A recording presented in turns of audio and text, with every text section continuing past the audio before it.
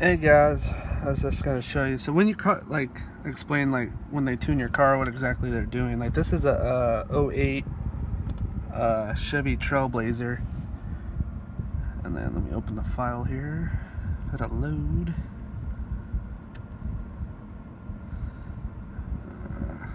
Where are you? It's probably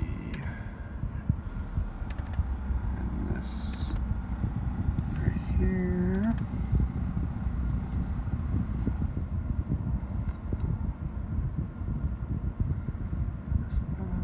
Where did I put that thing? Oh, here it is.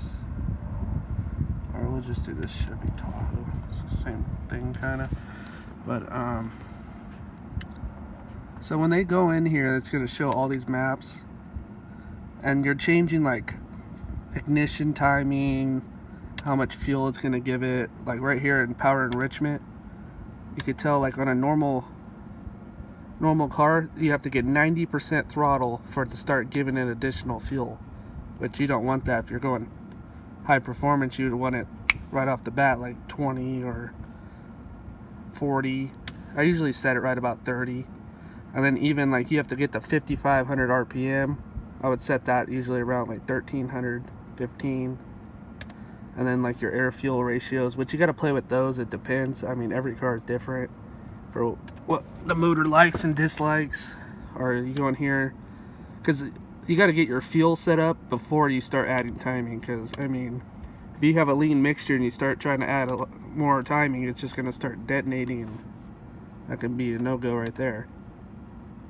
But like your main spark table will be right here. You have a high and low, so it bases off the high octane, but if it sees too much knock, it'll go down to the low.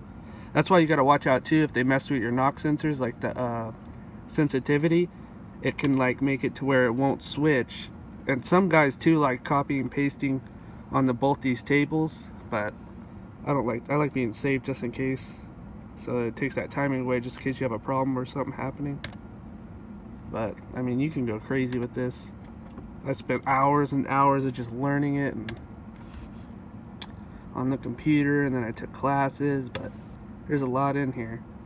And even like Chevy, Ford, Dodge, how the PCM works is different too. Like Gen 3 to Gen 4, like you have to learn like when you change certain things, it affects, because you have different tables affecting like your main table. So like fuel, if you go to your, let's go to like your VE table, which would be in airflow general right here.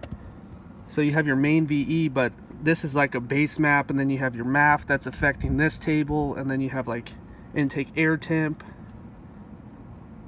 engine temp. There's so many things like affecting this one table. So when you switch this, you have a bunch of different factors coming in and changing this. That's why when you tune, you have to cancel all that out, get this table perfect, and then you move to your MAF, and then just go from there.